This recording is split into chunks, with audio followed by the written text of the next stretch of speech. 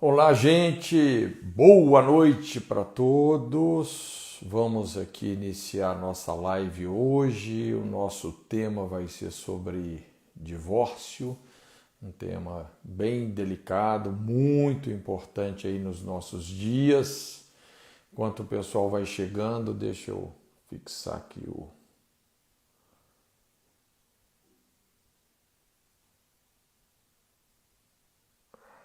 compartilhando.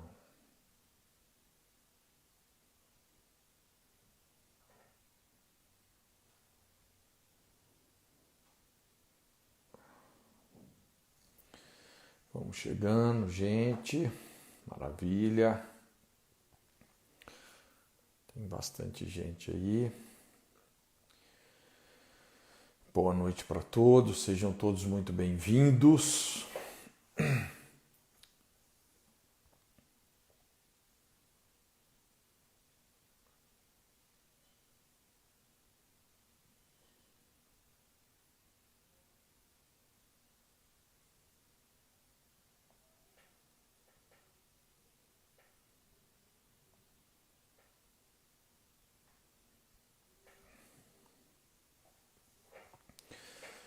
Maravilha, glória a Deus.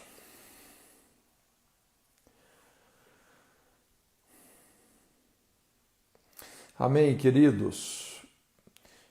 Graça e paz para todos vocês. Vamos já iniciar aqui. O pessoal já está entrando, já entrou bastante gente, mas eu quero remir aqui o nosso tempo, a gente poder ser assim bem objetivo e o mais produtivo possível, não é? Então nós vamos falar aí sobre divórcio, né? Nós vamos abrir aqui uma perspectiva bíblica sobre essa questão do divórcio. E antes da gente iniciar, vamos só fazer uma oração, né? Vamos colocar esse tempo aí diante de Deus. Pai, muito obrigado pela sua presença aqui conosco, obrigado por esse momento, por esse tempo, por essa oportunidade de estarmos juntos aqui e oramos pela sua graça, pela sua inspiração. Senhor, reconhecemos que sem o teu Espírito, Senhor, sem a capacitação, a unção do seu Espírito, nada podemos e nem queremos fazer. Por isso, submetemos as nossas vidas a Ti, submetemos esse tempo a Ti. Quero abençoar cada vida que está interagindo agora aqui com essa live, que o Senhor alcance todos os nossos corações. Em nome de Jesus. Amém, amém, amém. Glória a Deus. Então, gente, essa live aqui de hoje, vai ser uma live mais dedicada aqui ao ensino. Nós vamos praticamente aqui estar compartilhando uma aula, tá, com vocês. E na próxima quinta-feira nós vamos ter uma live mais de perguntas, não é? Inclusive tem um pessoal que está aí selecionando as suas perguntas, então não tenha constrangimento em fazê-las, tá? Que elas serão anotadas e na medida do possível a gente vai tentar responder, tá bom?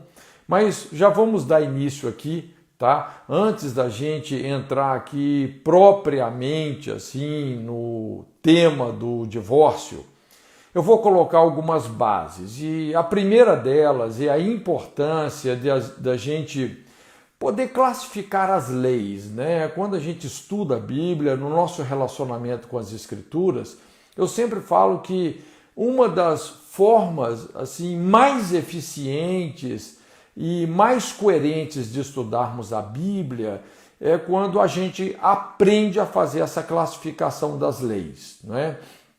Então, para entrar no assunto, nós precisamos de tomar esse cuidado básico no sentido de enfatizar a importância disso, de classificarmos as leis. Um relacionamento saudável com as Escrituras demanda isso, distinguir as diferentes classes de leis.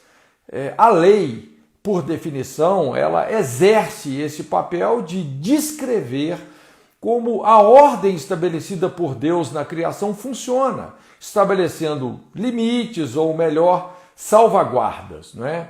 Então, a Bíblia, ao mesmo tempo que ela é um livro histórico, também ela expressa uma infinidade de leis que revelam a natureza do Criador e o propósito da criação.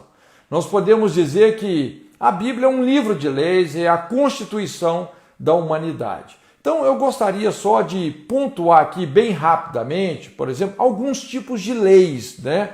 E depois você vai entender onde nós vamos chegar com isso. O primeiro tipo de lei que a gente observa nas Escrituras são as leis morais, né? As leis morais são aquelas leis absolutas, ou seja, elas funcionam independentemente da época ou do lugar, elas expressam realmente de uma maneira muito profunda a ordem divina, a natureza divina, e expressa também princípios imutáveis, não é? De como as coisas realmente funcionam. As leis morais, elas foram resumidas por Deus através de Moisés, lá no Decálogo, né, os 10 mandamentos, com o intuito de alicerçar a nação de Israel. Inclusive, através do funcionamento dessas leis é que Deus fez de Israel uma nação tão relevante. Depois de Moisés, esse conjunto de leis morais, vamos dizer, ele foi ainda mais resumido por Jesus através de um profundo senso de responsabilidade motivacional e responsabilidade prática, não é? No que a gente conhece aí como sendo a lei áurea, que é amar a Deus sobre todas as coisas e amar ao próximo como a si mesmo. Então, quando a gente fala das leis morais, nós estamos falando dessas leis que expressam a ordem absoluta de Deus, são leis imutáveis. Nós também vamos ver na Bíblia aí as leis espirituais, né? As leis espirituais derivam das leis morais, sendo tão absolutas como elas, expressando discernimentos de como o mundo invisível pode ser acionado a nosso favor ou contra nós, né? Por exemplo, a gente vê várias leis assim, quando a Bíblia fala a soberba precede a ruína, a altivez de espírito, a destruição, quer dizer, isso é uma lei. Se você vê alguém agindo com arrogância, você pode ter certeza que essa pessoa mais cedo ou mais tarde vai acabar sendo destruída, não é? Quando Jesus ensinou sobre perdão, ele conta aquela parábola lá do credor incompassivo, quer dizer, qualquer pessoa que não perdoa, ela acaba indo para um lugar de aprisionamento, vai cair nas mãos dos verdugos e etc. Quer dizer, tudo isso, né, a gente percebe que a Bíblia está descrevendo leis, como o mundo espiritual realmente funciona. Nós também podemos ver na Bíblia as leis cerimoniais, não é? E essas leis cerimoniais, na sua essência, elas desempenham um papel que eu diria assim, educativo, didático, né? E lógico, para você ser didático, é importante você ser bastante ilustrativo, celebrativo, essas leis terem um caráter memorial, não é? Então, o mais importante não é o protocolo externo ou a formalidade praticada, mas a mensagem implícita que nos conduz às verdades espirituais que nós precisamos nos conectar, né? Por exemplo, você pode lá no livro de Levítico fazer um estudo especificamente, por exemplo, sobre as vestes sacerdotais. Aí você vai ver como que cada item tem um significado no ministério e etc, não é? Então, o cerimonialismo levítico, ele se baseia em rituais que carregam todo um simbolismo profético e também revelador do propósito pleno de Deus, inclusive do plano da redenção que se cumpriu em Cristo, né? Nós também podemos ver na Bíblia as leis nutricionais, leis de higiene, não é? Então, por exemplo, a gente vê muitas leis assim, né? Principalmente no Antigo Testamento. Eles eram obrigados a enterrar os dejetos, lavar as mãos, haviam purificações diversas, né, relacionadas, por exemplo, com a menstruação da mulher, ou doenças venéreas, não é? Então, tudo isso fala da vital importância do saneamento básico, também de uma educação alimentar que prioriza a qualidade da água, uma dieta apropriada, tudo isso restringindo a possibilidade de enfermidades e doenças e também a proliferação de pestes, de pragas. Veja bem, é importante a gente mencionar que naquela época não havia ainda a teoria dos germes, não é? Os microbios, né, ou micróbios, eram totalmente desconhecidos. Também podemos ver aí nas escrituras as leis que nós consideramos aí leis civis ou leis governamentais. As leis civis, elas são constituídas por regras sociais que promovem a ordem e o bem-estar de uma comunidade, uma cidade, uma nação. Esse conceito aí de civilizar, isso pode ser abrangente, pode ser também específico, mas uma colocação básica, né, um conceito básico aí sobre civilizar é isso, é você fazer sair do estado primitivo, instruir, você viabilizar o progresso de uma sociedade. Então, as leis civis normalmente elas se norteiam pelas leis morais, né? Mas é importante entender que quem cria as leis civis é o povo, não é? Ou pessoas que representam o povo, não é? E isso então vai viabilizando uma melhor organização social em termos de resolução de conflitos e demandas, delitos e crimes. Hoje nós temos aí, por exemplo, leis relativas a uso de solo, leis de trânsito, leis tributárias, etc. Né? Então, isso aí pode variar de cidade para cidade, de nação para nação, de cultura para cultura. As leis civis, elas também dependem essencialmente do tipo e da forma de governo que se adota, né? Por exemplo, se você está num regime teocrático, como a gente vê uma certa fase da nação de Israel na Bíblia, né? A nação era governada por profetas e juízes, ou, por exemplo, monarquia ou democracia, ditadura, não é? Então as leis civis, elas dependem do regime de governo. Também elas estão bem ligadas aos paradigmas, eu diria assim, antropológicos, religiosos ou sociológicos daquela sociedade. As leis civis, elas vão sendo criadas a partir do crescimento da sociedade e dos tipos de problema que vão surgindo. E exatamente nesse tipo de lei é que o divórcio deve ser enquadrado, nós vamos falar aqui, tá? O qual tem sido, inclusive, adotado civilmente por quase todos os tipos de governos e sociedades. Então, veja bem, nós descrevemos aí uma série de tipos de leis, teriam outras, né? Mas eu quero ser bem objetivo.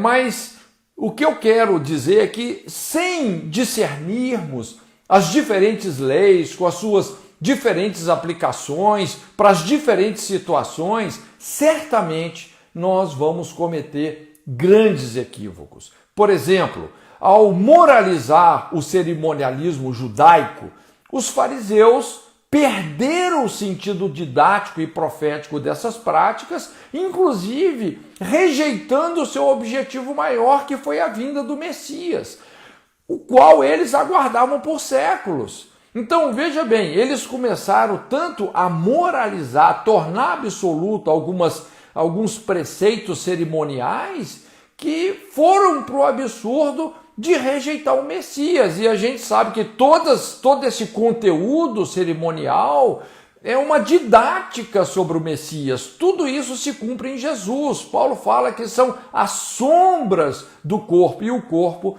é Jesus. Da mesma forma, ao relativizar a lei moral, hoje isso está na moda, as pessoas pegam leis que são absolutas, por exemplo, as leis descritas ali nos 10 mandamentos e começam a relativizar. E é assim que muitas sociedades estão se colocando num caminho de desordem, sofrimento e também destruição. Então, na atualidade, principalmente aqueles que lidam aí com o dia a dia de uma igreja, precisam saber se relacionar com muito bom senso com toda essa conjuntura bíblica acerca do divórcio.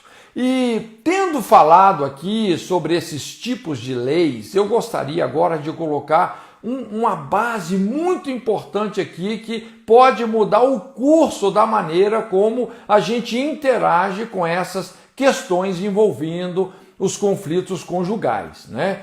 Então, vamos estabelecer a diferença entre repúdio e divórcio. Para muitos de nós, veja bem, a gente usa isso como sinônimo, não é? Então, repúdio e divórcio são a mesma coisa, mas nós vamos perceber que esses dois conceitos, eles são, em termos de leis, eles são classificados em leis diferentes. Nós vamos ver que o repúdio, ele envolve uma classificação moral, enquanto que o divórcio está dentro de uma classificação civil. Mas vamos explicar um pouco mais sobre esses dois conceitos, né? Então, vamos pegar aí o conceito do repúdio, né? Quando a Bíblia fala sobre o repúdio. O que é o repúdio? Não é? A palavra repúdio vem de rejeição. Então, repudiar, isso é rejeitar, o que envolve, muitas vezes, a desonra de uma aliança, a rejeição, ódio, separação, adultério, traição, o abandono do lar, ameaça, violência. É quando a pessoa ela se indisponibiliza totalmente no sentido de querer qualquer possibilidade de reconciliação. E tudo isso vem de onde? Da dureza de coração. E é isso exatamente que a Bíblia fala que Deus odeia. Quando a Bíblia fala, em algumas traduções, até de certa forma assim, mal traduzido, fala assim, Deus odeia o divórcio, na verdade ali a palavra não é divórcio, a palavra é repúdio. Inclusive é um jogo de palavras como se Deus estivesse dizendo que ele odeia o odiar, ele rejeita a rejeição, ele é divorciado do divórcio, ele odeia o rejeitar, não é? E é isso que o profeta Malaquias está dizendo. Exatamente porque a essência da natureza de Deus é a reconciliação. Tudo na natureza de Deus clama por reconciliação. Então, o repúdio, a rejeição, uma pessoa se fechar para um processo de reconciliação, gente, isso é o extremo da antinatureza divina, não é? Então, isso é o repúdio, rejeição. Agora, o que é o divórcio? O divórcio é apenas um documento, uma carta, formalizando, depois de um processo adequado, a decisão de um dos cônjuges ou de ambos de se repudiarem. Eles não querem mais viver juntos, não é? Ou um deles não quer mais essa possibilidade. Então, quando a gente olha assim para esses dois conceitos, o conceito do repúdio e o conceito do divórcio, não é? A gente percebe que o que realmente está em jogo aqui não é o divórcio, mas é o repúdio. Deixa eu tentar assim aprofundar isso aqui dentro de duas questões, né? Primeira coisa aqui, uma pessoa ela pode ser civilmente divorciada sem nunca ter moralmente repudiado o seu cônjuge, não é? Então essa é uma pergunta, é uma questão. Uma pessoa pode ser divorciada sem nunca ter repudiado? Lógico, né? Aliás, muitos casos que a gente atende no aconselhamento é exatamente isso o que está acontecendo. Aquela pessoa hoje é uma pessoa que se encontra divorciada, se pergunta, qual que é o seu estado civil? Eu sou divorciado, eu sou divorciada. Não é? Aí você pergunta, olha, foi você que rejeitou o seu cônjuge, foi você que traiu, foi você que abandonou, foi você que não quis uma reconciliação, que se fechou por um processo de ajuda? Eu falo, não, muito pelo contrário, eu lutei por isso, eu tentei de todas as formas, mas simplesmente o meu cônjuge não me quis mais, né? Então, veja bem, essa pessoa hoje, ela encontra-se num estado civil de divorciada sem, todavia, nunca ter repudiado. Eu penso, honestamente, né, eu penso que sobre essas pessoas existe uma proteção, né, existe uma proteção moral. E a outra questão que, vamos dizer, de certa forma, uma consequência dessa, que é uma questão complicada. Por exemplo, nós temos aí, eclesiasticamente falando, então, a tendência de satanizar o divórcio e tolerar o repúdio, não é? Então, eu já vi muitas pessoas que elas, sem perceber, elas acabam tendo um procedimento assim, não é? Elas se fecham realmente quando uma pessoa fala, oh, eu sou divorciada, então ali a pessoa simplesmente já taxa a pessoa até dentro de às vezes algum versículo bíblico específico, não é? E sataniza aquela situação. Mas o que a gente percebe é que satanizar o divórcio, olha, não é uma medida sábia, né? E às vezes aqui tem um erro duplo, porque além de satanizar o divórcio, a pessoa acaba tolerando o repúdio. Veja bem, não é assim, só resumindo bem uma história que eu acompanhei muito tempo atrás, inclusive de um pastor, não é? E esse pastor, inclusive, assim, ele tinha uma doutrina muito baseada nisso, era totalmente contrário a divórcio, pessoas divorciadas não podiam de forma alguma ter ministério na igreja, etc. e tal, não é? E ele começou a ter um problema muito sério com a esposa, resumindo bem, qual que era o quadro, não é? Ele rejeitava a esposa, não é? Inclusive agredia, tiveram várias denúncias de casos de adultério, não é? Então ele foi repudiando, matava a esposa na unha, porém ele não se divorciava. Por quê? Porque divorciar seria assim gospelmente errado, né? Seria politicamente errado dentro do contexto da denominação que ele pertencia, não é?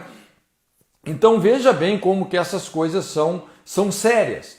Vamos aprofundar um pouco mais essa conversa aqui, colocando esses dois conceitos, então, o conceito de repúdio e o conceito de divórcio, nessa balança desses dois tipos, essas duas classes de lei, a lei moral, não é? E a lei civil. Tem coisa que é moral, tem coisa que é civil, não é? Essa diferença também que a gente fala assim entre o moral e o legal. Ser civil, ser legalmente civil, isso vem da aprovação de uma conduta na forma de lei por um sistema humano de governo, não é? Então, quem vai decidir isso realmente é o governo que decide as leis civis. Agora, ser moral, isso vem da aprovação divina de uma conduta na forma de um princípio absoluto e imutável. Então veja bem, o que eu quero dizer com isso? Que o repúdio, quando a gente fala de repúdio, o repúdio, gente, é uma falta moral. Como eu disse, está na contramão da natureza divina, não é? Deus odeia o repúdio. O repúdio é uma falta moral. O divórcio é um dispositivo legal. Em muitas situações, então você tem esse conflito, estabelece esse conflito entre o moral e o civil. São questões difíceis, porque o divórcio, vamos dizer, ele legaliza a separação, porém existe o aspecto moral, o aspecto espiritual disso. Em muitos casos, o civil é absurdamente imoral, podendo ser socialmente aceitável, mas espiritualmente condenável, não é? Então, por exemplo, quando a gente pensa assim, para a gente entender essa diferença entre moral e civil, vamos pegar aí questão do aborto, não é? Vamos dizer, México, né, aprovou a lei do aborto, então no México a mulher pode abortar. não é? Ela está protegida pela lei, não é? Se ela abortar, ela não vai ser presa, ela não vai sofrer sanções legais nenhuma. Mas, apesar dela poder estar protegida civilmente pela lei ao abortar, todavia, moralmente falando, espiritualmente falando, ela vai sofrer consequências muito sérias. Inclusive, isso já é até comprovado cientificamente, mulheres que abortam costumam ter de 7 a 14 vezes mais chances de desenvolver problemas psicoemocionais seríssimos, né? Muitos problemas espirituais vão acontecer, não é? Então é importante a gente poder entender essas duas classes de lei e nos posicionarmos aí. Repúdio é moral, divórcio é apenas um dispositivo legal. Não é? Mas é importante nós entendermos, não é, que quando a gente fala sobre aí o divórcio deriva do casamento, que está em jogo aqui é o casamento, que é o protocolo para o crescimento populacional de qualquer sociedade, né? O protocolo divino é o casamento. Deus é o criador, mas o ser humano é o procriador. Então, esse dispositivo é fundamental, né, o casamento. E é interessante que toda aliança, toda lei, por definição, carrega bênçãos e carrega maldições, né? Então, a aliança do casamento também, ela carrega uma maldição muito séria, porque a Bíblia fala lá em Gálatas, né, que o marido está ligado à sua mulher pela lei do matrimônio até que a morte o separe. Isso Paulo também fala isso em 1 Coríntios no capítulo 7, né? Então, lógico, qualquer cônjuge que endurece o seu coração, repudiando o outro, desonrando a aliança de casamento, abandonando o lar, optando definitivamente aí pelo divórcio, né? Está invocando a própria morte, como está escrito, até que a morte o separe, né? Então, essa é a maldição do divórcio. Isso vai afetar todas as áreas da vida. E quem já passou por um divórcio, não é? Principalmente a pessoa que repudiou, todo mundo sofre, mas quem já passou por um divórcio sabe como isso é sério, né? Quanta coisa morre, perdas, né? Em vários sentidos, né? Então vamos entrar aqui na lei do divórcio. Veja bem, após séculos de escravidão no Egito, enfrentando a dura tarefa de restaurar os fundamentos da nação, amenizando tantas feridas, tantas desordens sociais, reorganizando civilmente a família, Moisés legalizou o divórcio. Lógico, veja bem, gente, o ideal é que não precisasse de existir uma lei como essa, mas como não existe uma sociedade perfeita, essa lei acabou sendo instituída, não é? Ela faz parte ali, tá, dentro do Pentateuco, inclusive lá em Deuteronômio 24, daqui a pouco nós vamos chegar aí nesse texto, né? Como eu disse, imagina se numa sociedade ninguém repudiasse ninguém, ninguém se separasse, ninguém abandonasse, ninguém traísse, ninguém agredisse, não é? Se todos os casamentos fossem bem-sucedidos, não ia precisar de ter uma lei como essa, mas infelizmente essa não é a realidade, né? Inclusive, gente, aqui deixa eu abrir um parênteses, a gente entender a importância da lei do divórcio, tá? Isso pode talvez até chocar você um pouco, né? Parecer assim estranho, né? Mas eu costumo dizer que o divórcio, esse dispositivo civil, tá? Esse dispositivo civil é um mal necessário, não é? É importante considerar então que a lei do divórcio, ela exerce uma função civilizadora. ajudando a acomodar as pessoas envolvidas, direto ou indiretamente, nessas situações de extremo conflito e trauma. Eu fui entender isso assim de uma maneira mais profunda. Eu lembro que estava visitando um país ali da África, né, Moçambique, e eu fiquei muito impactado de ver ali em Moçambique como praticamente não existe casamento, as pessoas não se casam, não é? Então, existem vários países assim, principalmente países que passaram por guerra, né, que teve um desequilíbrio social muito grande. Eu me lembro, eu tive em Angola algumas vezes, inclusive quando o país estava em guerra, né?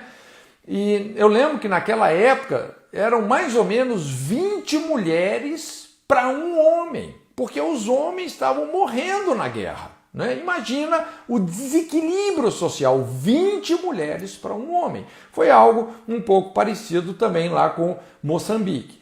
E eu lembro que eu estava assistindo um documentário, inclusive de uma TV estatal, né?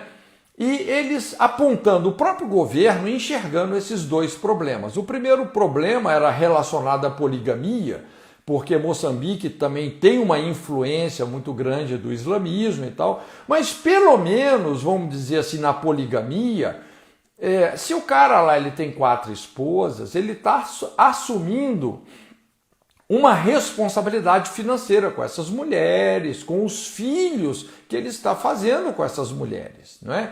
Agora, tinha um outro problema que eles chamavam de relacionamentos múltiplos. E o que são esses relacionamentos múltiplos? É mais ou menos isso. Como não tem casamento, ninguém é de ninguém, todo mundo é de todo mundo, um determinado homem ele começa a ter filho com uma mulher aqui, com outra ali, outra colar, e mais outra, e daqui a pouco esse cara ele já se envolveu com até dezenas de mulheres, né? Se envolveu sexualmente.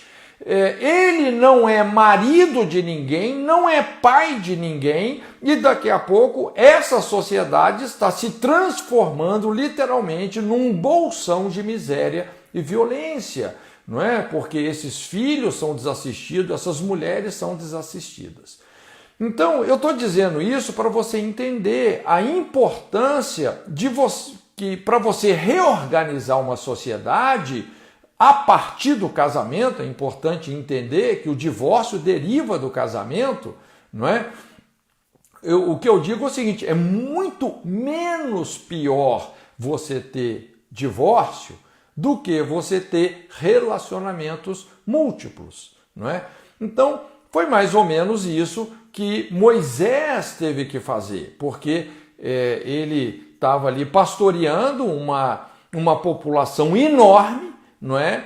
Essas pessoas vinham ali de séculos de escravidão, era uma bagunça, uma anarquia total.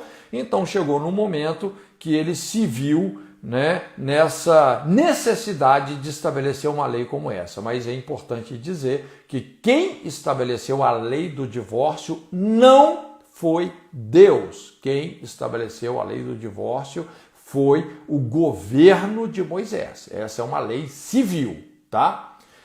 E essa lei do divórcio estabelecida por Moisés, por muito tempo, ela vinha cumprindo o seu papel civilizador, não é? Então, se ali um casal separou, haviam regras. Essa pessoa não podia sair se ajuntando com outras pessoas de qualquer maneira, né? Nós vamos ver isso daqui a pouco. Então, essa lei aí vinha cumprindo o seu papel civilizador quando no Novo Testamento surge uma séria denúncia, inclusive feita pelo próprio Jesus. Eu acredito, os dois maiores sociólogos da história da humanidade, Moisés e Jesus, né? Então vale a pena a gente ver a abordagem de ambos aqui. Na verdade, essa denúncia de Jesus começou a revelar uma corrupção profunda no sistema religioso de Israel, né? Inclusive, eu acho que todos nós nos lembramos aquele episódio quando Jesus amaldiçoa aquela figueira que seca até as raízes. Aquela figueira era exatamente o símbolo de todo o sistema o sistema de governo, o sistema religioso, veja bem, porque tudo era muito, muito junto. É importante entender que os fariseus, eles não eram só religiosos, eles eram os legisladores, eles eram os nossos deputados e senadores da antiguidade. Não é? Eles também eram juízes, inclusive o tribunal era chamado de sinédrio, que era um tribunal ao mesmo tempo que julgava as questões sociais, mas com esses princípios da lei moral de Moisés. Né? Inclusive, quando a gente vê lá em Mateus 23, a gente percebe como tudo isso realmente estava bem corrompido. Então, a lei do divórcio, assim como outras leis, haviam sofrido distorções com o intuito de atender o interesse daqueles que aplicavam essas leis, não é? Infelizmente a coisa funciona assim.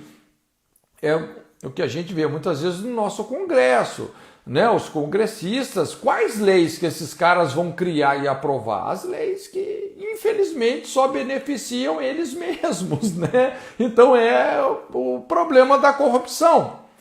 Então, em se tratando do divórcio, inclusive, é muito importante aqui advertir, como Jesus o fez, né, ao confrontar os fariseus, você pode ver isso lá em Mateus 19:8, que o divórcio, apesar de ser biblicamente legal, ele pode se tornar um dispositivo perigoso, distorcível, abusivo, ou seja, facilmente usado com motivações erradas, corrompidas, sendo inspirado por egoísmo, leviandade, lascívia, vaidade, né? Até como artifício de vingança.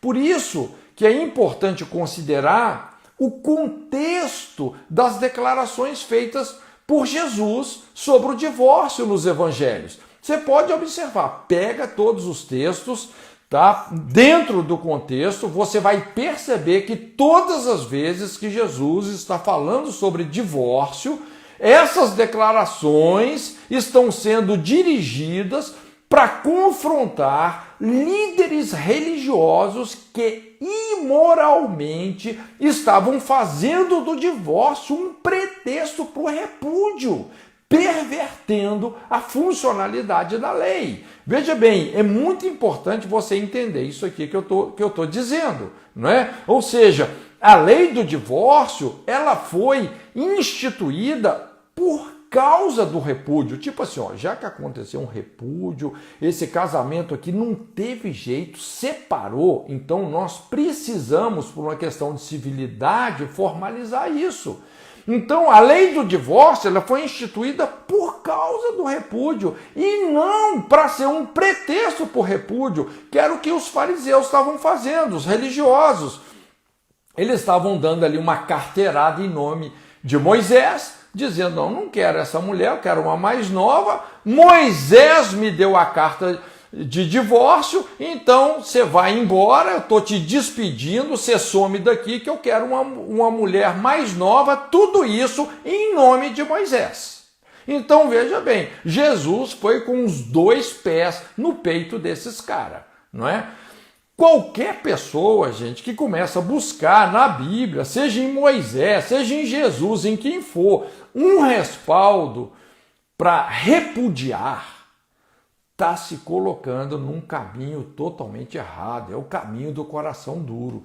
Então presta atenção nisso, tá? Deus não instituiu a separação de casais. Ela surgiu por iniciativa do homem, os conflitos humanos, inclusive a dureza do coração humano, como Jesus afirmou. Apesar de Deus ter proibido a separação, né? A Bíblia fala, aquilo que Deus ajuntou não separe o homem, todavia, pela lei do divórcio, estabelecida pela sociedade mosaica de Moisés, Deus a regulamentou. Deus jamais ordenou que houvesse separações, Deus nunca deu permissão para alguém repudiar e separar de alguém, jamais, muito pelo contrário, esse jamais foi o seu propósito. Agora, o que Moisés fez? Por uma questão de civilidade, a Bíblia determina que já que se definiu a separação, essa situação deveria ser formalizada. Deve haver uma regulamentação, uma regularização, uma satisfação formal para a sociedade. Então, gente, a lei do divórcio, ela não tem um caráter autorizativo, ela tem um caráter normativo. É muito importante você entender a diferença entre uma lei autorizativa e uma lei normativa. O divórcio, civilmente falando, é de caráter normativo, não autorizativo. Os cônjuges não devem apenas largar ou abandonar um ao outro, da mesma forma como também eles não devem se ajuntar sem uma aliança de casamento que envolva a família dessas pessoas. Se há de acontecer a separação, que siga uma norma apropriada, é uma questão de civilidade, senão daqui a pouco nós vamos virar uma anarquia, um bolsão de pessoas onde ninguém é de ninguém, ninguém assume responsabilidade com os filhos, e isso leva uma nação à destruição. Então fique claro que o divórcio não isenta as pessoas das consequências, não é? E das consequentes maldições, apenas formaliza a nova situação perante a sociedade. O que nós podemos fazer no aconselhamento após o divórcio é tentar amenizar essas consequências, não é? Inclusive a gente trabalha assim com muito afinco nesse sentido. Após a separação, ou seja, o repúdio, quando um cônjuge repudia o outro, não quer mais a convivência, estava proibido lá o divórcio, apenas quando o marido injustamente acusava a mulher de infidelidade e quando o homem fosse compelido a casar por haver desonrado a moça. Tá? Então eram questões assim mais frequentes na época. Vamos dizer porque isso era muito sério. Imagina se um marido inventa assim, olha, a minha mulher adulterou, quero me separar dela. Olha, isso não ia ficar barato assim não. Quem que ia examinar essa situação? Não é quem que ia julgar isso? O sacerdote. O sacerdote, ele tinha esse ofício, ele ia julgar essa situação. E se fosse desvendado, descoberto que esse homem inventou esse adultério dessa mulher, gente, isso inclusive poderia até custar a vida dela, esse homem era levado para uma praça pública e surrado de vara. Isso era uma coisa muito séria, não é? Então ele era duramente penalizado, não é? Então é muito importante a gente, assim, na verdade existem vários pontos, né, quando a gente estuda todos os textos que a Bíblia fala sobre isso, mas a gente não tem tempo para isso agora. Eu gostaria já de entrar no texto aqui em Deuteronômio 24, de 1 a 4, que é essa lei do divórcio. É uma lei assim curiosa, né? Vocês vão ver que inclusive o texto, assim, um texto estranho, parece mais um caso. Olha só, a Bíblia fala assim, Deuteronômio 24, tá? Quando um homem tomar uma mulher e se casar com ela, então será que, se não achar graça em seus olhos, por nela encontrar coisa indecente, inclusive essa palavra aí, coisa indecente, no literal, é uma terminologia eruadabar, nós vamos explicar daqui a pouco, né? Fala assim, far-lhe-á uma carta de divórcio, lhe a dará na sua mão, a despedirá da sua casa. Se ela, pois, saindo da sua casa, for e se casar com outro homem, e esse também a desprezar, e lhe fizer carta de divórcio, e lhe der na sua mão a despedir da sua casa, ou se esse último homem que a tomou para si por mulher vier a morrer, então seu primeiro marido que a despediu não poderá tornar a tomá-la para que seja sua mulher. Depois que foi contaminada, pois é a abominação perante o Senhor, assim não farás pecar a terra que o Senhor teu Deus te dá por herança. Então olha só, né? Se você puder, deixa a sua Bíblia aberta aí nesse texto. Eu quero só tirar aqui três conclusões que eu acho que são importantes aqui, né, nesse texto. O corpo dessa lei que é uma lei civil, tá, gente? Isso aqui não é uma lei moral, por favor. Não é Deus que está estabelecendo isso aqui, é Moisés, tá? Dentro de um contexto que eles estavam vivendo lá naquela época. Então, o corpo dessa lei nos permite tirar algumas conclusões. Primeira, quais sejam aí os motivos justos do divórcio, eles são mencionados em termos gerais, inconclusivos, fazendo alusão a algo moralmente reprovável ou imoral, não é? Essa palavra aí que eu falei, eruá dabar, por nela encontrar coisa indecente.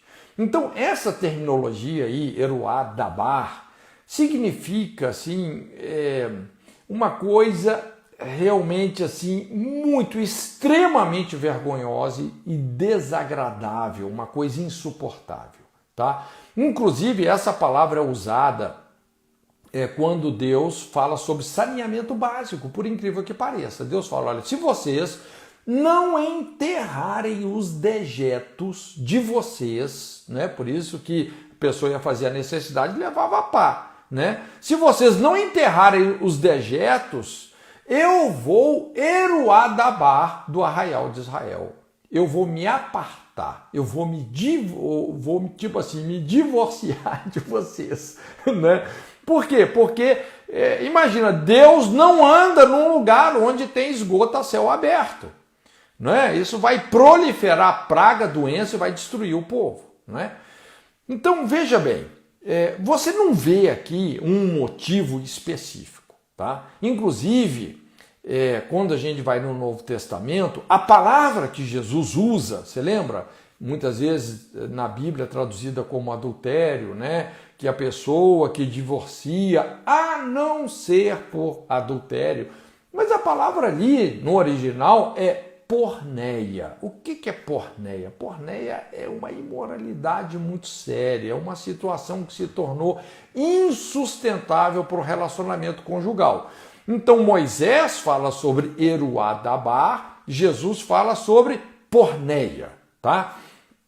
Então é muito importante quando a gente aplica isso, e nós vamos ver que isso exige realmente uma conduta sacerdotal, tá?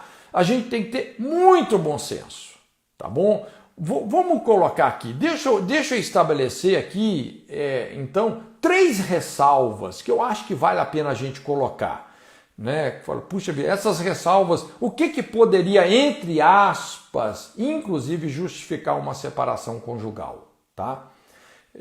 O divórcio, não o repúdio, mas o divórcio. Tá? Primeira coisa, se você já tem um histórico de agressões e violência, não é? Então, veja bem, isso é algo muito sério, né? Quando um dos cônjuges está realmente correndo risco de vida, ou seja, quando existe a real possibilidade de um crime passional. Imagina um marido que bota o revólver na cabeça da mulher, bota a faca no pescoço, fala que vai matar, espanca, entendeu? Quer dizer, a coisa já virou um caso de polícia. Gente, isso é eruá dabar, isso é porneia. Se existe um histórico de agressões, ameaças que comprovam isso, a coisa se tornou sistemática, não é?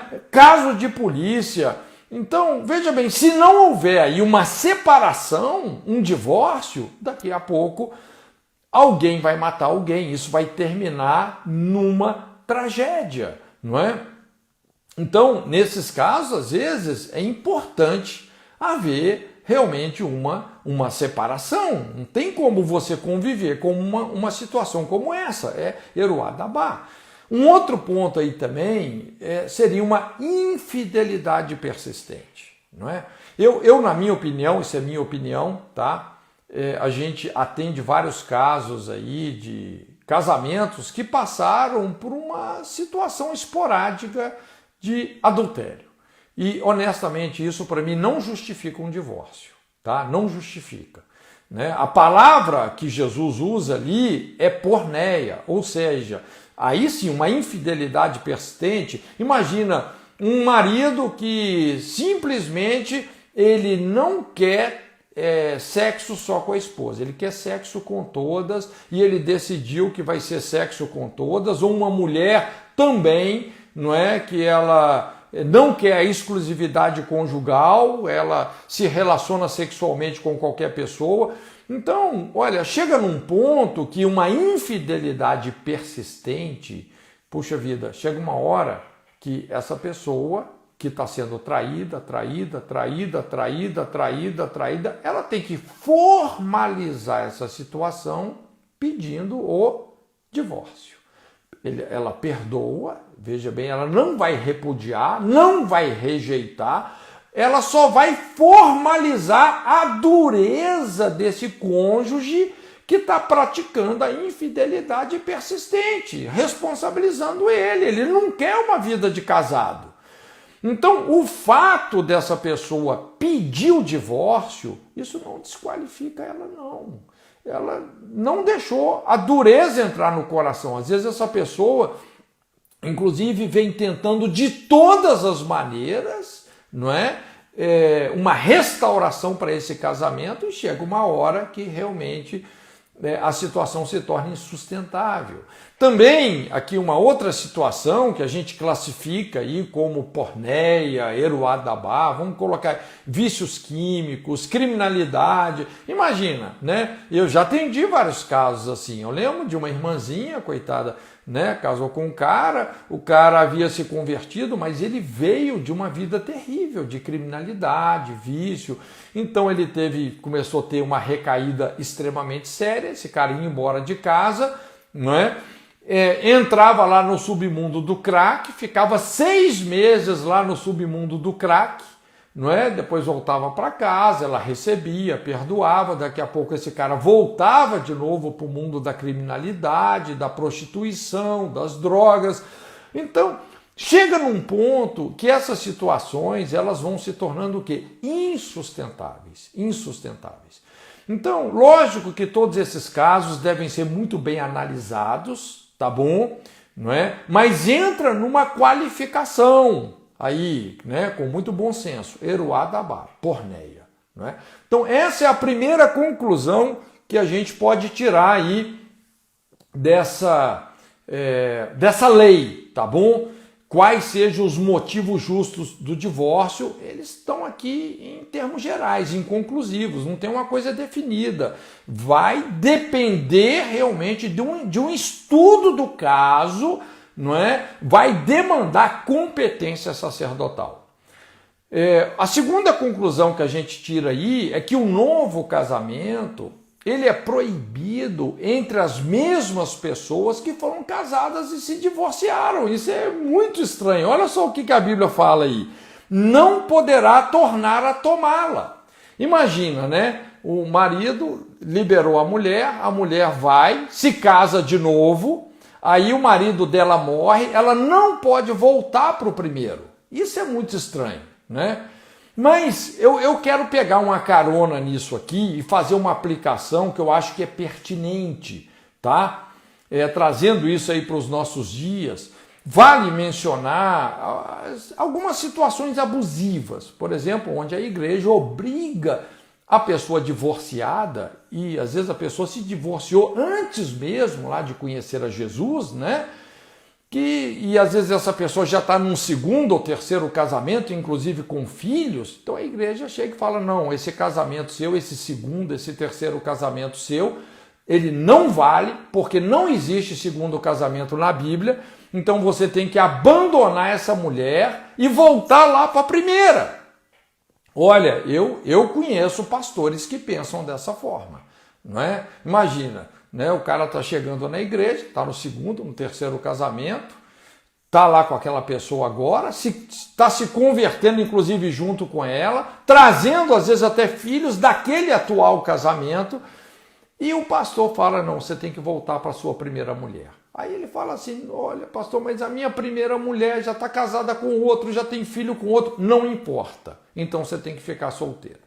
Bom, essas pessoas, honestamente, elas têm assim, um parafuso a menos na cabeça, né? A coisa não é por aí, né? Inclusive, assim, isso, puxa vida, como é que fala? Apagar o borrão que fumega, né? Trilhar a cana quebrada.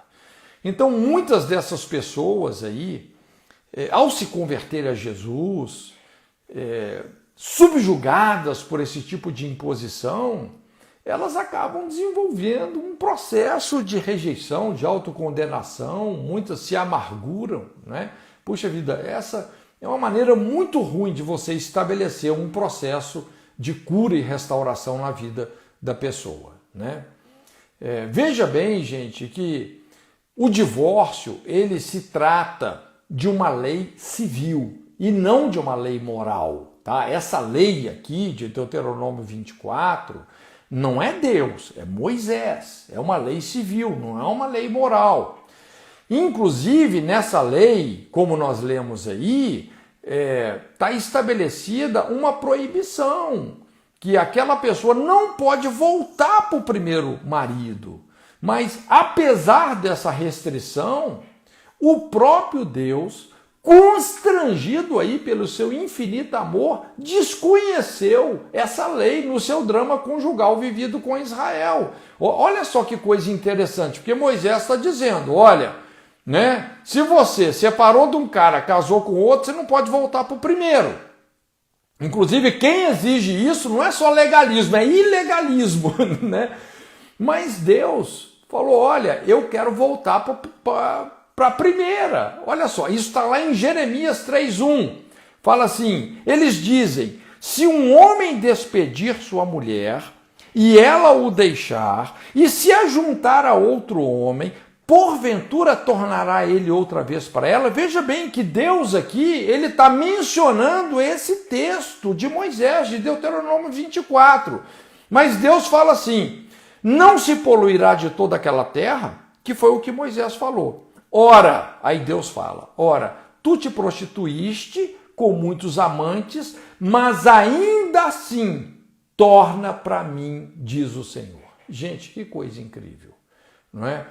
Deus está falando, mesmo que existe essa lei civil em Israel, que a mulher que separou, casou com outro, não pode voltar para o primeiro, eu quero dizer para vocês, né, vocês que foram embora, que me rejeitaram, que casaram com o outro, torna para mim. Gente, a essência da natureza de Deus é reconciliação. A natureza de Deus fala muito mais alto do que qualquer lei civil que uma sociedade possa criar, não é? E a terceira conclusão aqui, que a gente tira dessa lei de Deuteronômio 24, é que o divórcio implica na possibilidade de um outro casamento, não é? A Bíblia fala assim, se ela, pois, saindo da sua casa, for e se casar com outro homem. Veja bem, nós não temos como ignorar essa questão. São nesses casos onde um sábio aconselhamento se torna ainda mais imprescindível, não é? Na Bíblia, o conceito do segundo casamento está implícito na lei do divórcio, o que jamais foi a intenção original de Deus para o relacionamento familiar, não é? Essas situações sempre deixam consequências, né, sequelas, envolvendo filhos, finanças, enteados, ex-cônjuges, etc. Né? As consequências de um divórcio, gente, sempre são fulminantes, né? As demandas de um segundo casamento normalmente são complicadas, não é? Mas veja bem, gente, o meu propósito aqui, o propósito dessa abordagem não é trazer condenação. Deus não é um Deus de condenação, Deus é um Deus de restauração. Deus sempre tem um plano para aqueles que saem do plano, não é? Então, no aconselhamento, lidando com questões como divórcio, segundo casamento, amaziamento, que são situações difíceis, nós precisamos de ter muito discernimento, muito bom senso para resolver, processar ou conseguir amenizar as consequências de cada situação. Então isso, em muitos casos, requer uma agenda pastoral que vai demandar muito esforço, equilíbrio, sabedoria. Não existe uma regra absoluta que se aplique a todos os casos, como se fosse uma receita de bolo. Nós poderíamos simular dezenas de casos diferentes e cada caso é um caso. Vai ter um diagnóstico e uma solução diferente. A experiência de uma situação normalmente não se aplica a outra. Então, o processo para redimir uma história de divórcio, requer construir, resolver, na medida do possível, uma equação com muitas variáveis. A gente poderia levantar várias questões que teriam que ser levadas muito a sério. Por exemplo, quem repudiou quem? Quem abandonou o lar? Houve adultério? Não houve adultério? Existem filhos que vieram desse adultério? Houve ameaça, violência? Aconteceu antes ou depois do novo nascimento? A pessoa ocupava uma posição de liderança na igreja? Existem filhos? O cônjuge já se casou de novo? Existe alguma possibilidade de reconciliação? Então veja bem, é muita coisa que tem que ser levada em consideração. Não existe uma maneira de pré-estabelecer uma solução envolvendo tudo isso. Por isso que o meu objetivo nessa pequena aula aqui é delinear fundamentos e orientações bíblicas para que nós possamos compreender melhor o espírito da lei, aperfeiçoar nossa capacidade de contextualizá-la, construindo em cada caso as melhores soluções possíveis. Também é muito importante levantar algumas questões específicas de forma construtiva no aconselhamento com divorciados, né? Principalmente aqueles que estão contraindo um novo matrimônio, né? O que se pode fazer hoje para amenizar as feridas abertas, melhorar os relacionamentos afetados, como agir diante de filhos com quem por força do divórcio você perdeu o contato, o que é possível fazer para reparar os próprios erros, para que a situação não se repita de forma ainda pior num segundo casamento, não é? O que precisa de ser mudado no próprio caráter da pessoa? Então veja bem, tem um fator decisivo aqui. Deixa eu pontuar algumas coisas que são muito chave. No aconselhamento com situação de divórcio, primeira coisa, gente, a chave é o conselho sacerdotal. Ou seja, muito bom senso, depois de examinar, não é? Precisa de examinar a natureza do caso, à luz da natureza de Deus, aplicando apropriadamente a lei, de acordo com a sua classificação. Como eu disse, cada caso é um caso e requer um conselho sacerdotal específico, que requer muito bom senso. Também, veja bem, um dos principais campos de ação do sacerdócio são as questões relacionais, né? A Bíblia fala, porque os lábios do sacerdote devem guardar a lei e da sua boca vai sair o conselho de Deus, não é? Veja bem, o sacerdote, o pastor que intermedia, que julga uma situação dessa, ele não toma o lado da pessoa ou de uma parte, ele toma o lado do relacionamento. Lembra-se, a essência da natureza de Deus é a reconciliação. O trilho de qualquer aconselhamento conjugal é a reconciliação, é a natureza de Deus, não é? Também, veja bem, toda situação de divórcio deve passar pelo crivo de preferência de uma junta sacerdotal, ou seja, pessoas dedicadas a Deus, que sabem levar em consideração todos os aspectos relevantes da situação, construindo assim uma decisão judicial fundamentada nos valores morais da Bíblia e de acordo com as leis civis, né? Tem que respeitar tudo isso. Veja bem também, a crise em relação aos casos de divórcio está relacionada com a superficialidade ou inoperância do ministério sacerdotal, ou seja, a escassez de líderes maduros que têm a competência de julgar cada situação. Gente, essa é a maior crise hoje, não é? Quando a gente fala sobre divórcios, conflitos familiares, a maior crise é a crise do sacerdócio, a inoperância, a superficialidade, a escassez de líderes maduros que têm competência de julgar essas situações. Também um ponto muito importante é que só leis e regras não são suficientes para estabelecer de forma conclusiva um veredito. Um tribunal deve seguir a lei, mas também precisa de um juiz competente, imparcial, plenamente inteirado dos fatos. É imaturo, gente, é imaturo pegar um versículo bíblico, por exemplo, e transformá-lo numa regra generalizada que supostamente vai atender a todos os casos. Inclusive, eu já vi livros sobre o divórcio baseado nisso. O cara pega um versículo bíblico e faz daquele versículo uma regra generalizada. Gente, não funciona assim. Cada caso é um caso, demanda estudo. Veja bem, até as declarações feitas por Jesus sobre o divórcio podem ser usadas de forma ilegítima quando aplicadas generalizadamente, tiradas do seu contexto original. Por exemplo, Jesus falou assim: aquele que casa com a divorciada comete adultério.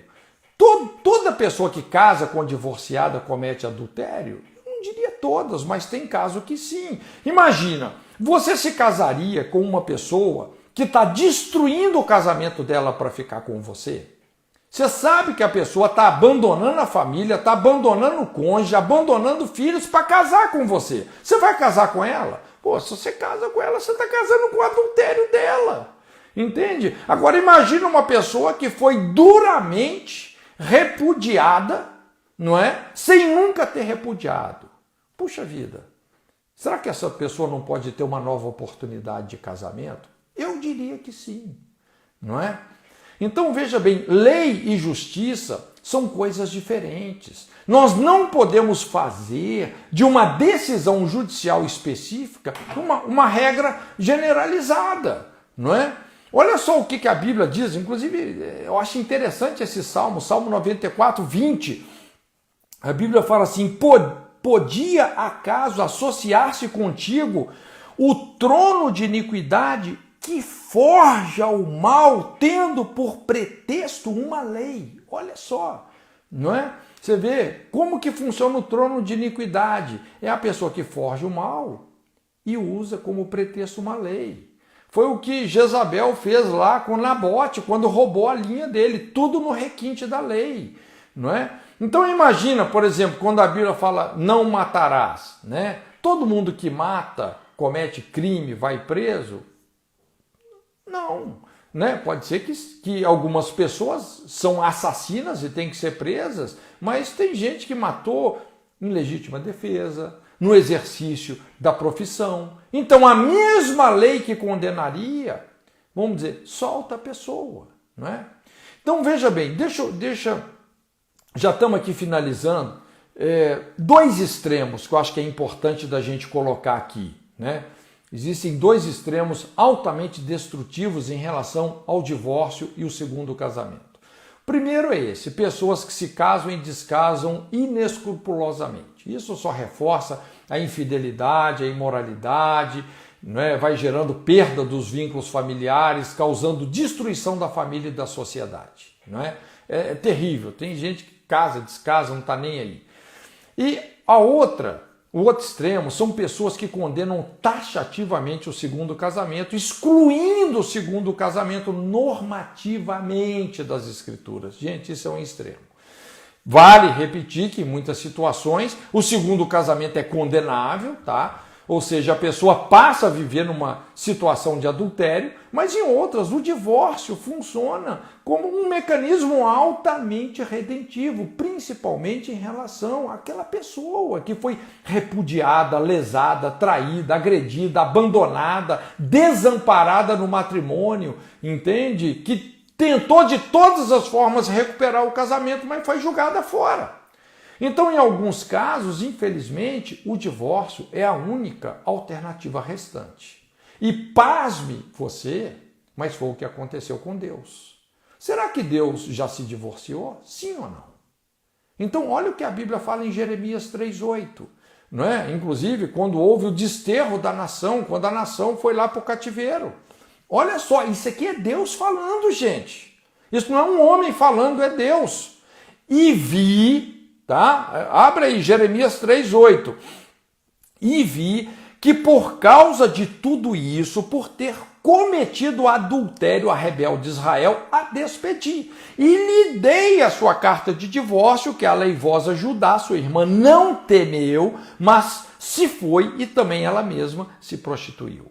Então, olha só, gente. O que levou Deus a dar a carta de divórcio?